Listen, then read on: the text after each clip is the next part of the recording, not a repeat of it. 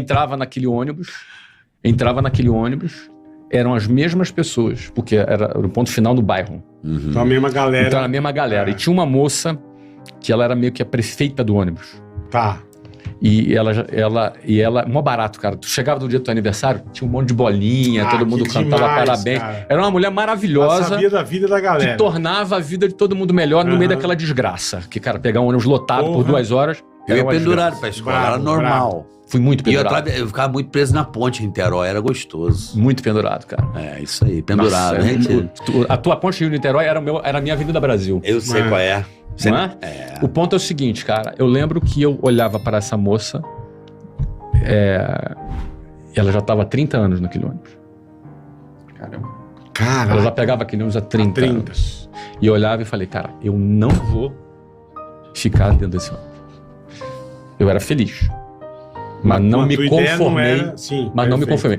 Se conformar é ganhar a mesma forma. Porque o nosso cérebro tem a capacidade de se adaptar, cara. Sim. Não tem a dúvida. Isso é bom, porque por isso que o ser humano ele evoluiu ao longo dos anos. A capacidade de adaptação. Mas isso é ruim, porque a gente se adapta e o cérebro nos convence que é melhor a gente aceitar aquela situação, porque a gente vai doer menos se a gente aceitar. Tipo, se tu mora do lado de uma casa, do lado de um rio fedorento, tu vai se adaptar. Você não vai Daqui a pouco você não vai sentir mais aquele cheiro. Verdade. E o ponto é que a gente nunca deve se adaptar ao inaceitável. Nunca a gente deve se adaptar ao intolerável. Tem mulher que apanha do marido e se adapta. E acha que ele é um bom homem, apanhando do marido. Então, você nunca deve aceitar... que deu uma grande cagada, né? Exatamente. Você nunca deve aceitar o inaceitável. O inaceitável você tem que simplesmente não aceitar. Você não pode negociar com ele. Lógico. Então, o que acontece? Essa é a diferença da felicidade para conformidade. Sim. Você pode estar feliz, mas não conformado. Perfeito. Engraçado, a mesma conformidade sua, cara. Eu passei tanto calor na minha vida. Sei. Calor? Porque minha casa, eu pegava o sol da tarde e eu dormia às vezes na laje. Também você mora no Rio, pro Rio é um calor. Quando eu fiz a minha casa, que eu falei, vou fazer a minha casa, eu botei 8 ar-condicionados. Eu falei, calor nunca mais. Nunca mais. Eu sei o que é sentir calor, botar o colchonete ali no vergalhão. Você sabe o que eu tô falando? Os vergalhãozinhos com a caixa d'água. Caixa d'água. Acordava às vezes 6h30 já com o sol, porque... São Gonçalo era quente. Quente, igual Bangu lá. Bangu.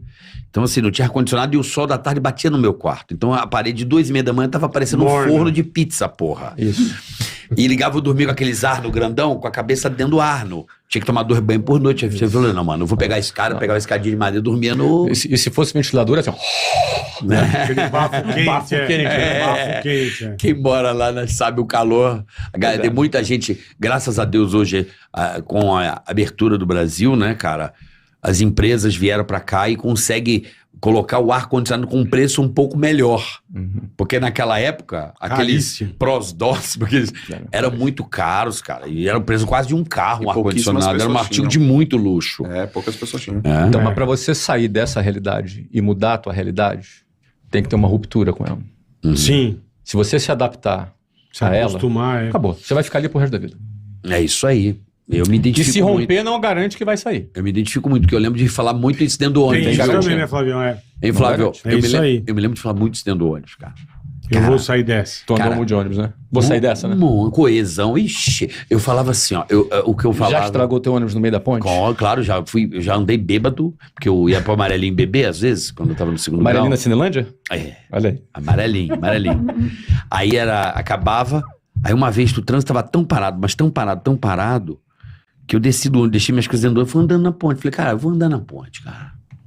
Já tinha tomado o negócio, fui andando, cara, até o vão central assim. Aí começou a voltar o trânsito, falei, mano, e agora? Não deu vontade de pular da ponte? Não, qual é meu ônibus agora? Sabe, quando voltando, eu falei, Perdeu caramba. o busão. Porque eu andei muito. Queria andar na ponte, mas não é parado. Aí eu lembro de eu falar assim, cara, cadê meu ônibus agora? Aí foi andando devagar, o cara buzinou, eu voltei. Não sentaram no meu lugar, eu tava com as minhas coisas lá, olha que louco, bêbado, né? Mas assim, eu lembro, o que me recorda de falar assim, cara, tudo isso aqui vai valer a pena. Eu só falava isso aqui é aprendizado. Que eu vi até a frase do cara da NVIDIA, que é muito legal, né? Qual é a frase? Que o dia que você parar de sentir dor, a coisa acabou. Então a dor Você tem que estar na dor, velho. É a dor do incômodo, né? Essa coisa que, porra, que a gente tá aflito, que tá ansioso. Porra, tô fazendo muita coisa, não vou aguentar. Essa porra aí é o caminho, não adianta. Não existe conforto, maluco, no mundo. Não, mas não tem mesmo. Sabe, você tá sempre angustiado, sem fazer trocadilho. Você tá sempre angustiado, você tá sempre... Ai, cara, só porra, sabe, tem que dar... Mas você quer ver uma conclusão que eu chego? Eu tenho 52 anos, cara. E, pô, andar com esses meninos aqui, tem um na faixa dos 40, um na faixa dos 30. Vixe, é? novíssimo. E são um espetáculo esses meninos. Aí eu vou dizer pra você uma coisa, e eu chamo de menino porque é carinhoso, né? Mas eu digo pra você que essa inquietude é que faz a gente evoluir. E a conclusão que a gente já chegou é a seguinte: pô, mas essa vida é muito estressante. Essa vida de querer trabalhar, produzir é muito estressante. Cara, estressante é a pobreza. Estressante é você fome, né? ver teu filho passando necessidade. Estressante é você depender do governo. Putz, você nem depender desse chupa-cabra. Isso é estressante. Entendeu? Estressante é você ver a tua vida passar e não indo para nenhum lugar. Então a estagnação, ela estressa mais do que o estresse do trabalho, do trampo, o estresse do crescimento, estresse do sonho, do desejo, porque tudo começa com desejo, não é verdade? Pô, vou botar essa no meu caderno. Eu vou ter que escolher que estresse eu quero, cara, ou do crescimento ou da estagnação. Mas é mesmo.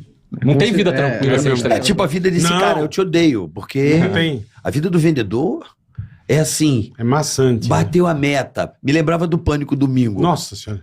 Era exatamente o mesmo sentimento. Era assim. Era a mesma coisa. Bateu a meta, né? Você vai dar meta. Fazia o programa. Comemora. Deu Ibope legal pra cara ser feliz. Isso aqui pra minha matéria foi bem. Aí acabava o programa, você fala, mano, vai meia-noite, acabou. O que nós temos pra semana que vem? Puta que... No domingo? Domingo era um misto de prazer. Era um prazer com tristeza profunda. Semana que vem, o que tem, hein? Caraca. Aí você, puta... Zerou, você não tem nada. Zerou. Você arrebentou, fez o melhor. Tinha que arregaçar a semana que vem de novo.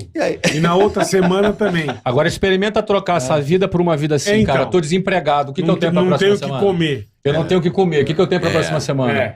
Meu filho também não tem um ovo pro meu filho comer. O que eu vou ter? Então, cara, tudo tem estresse. Pô,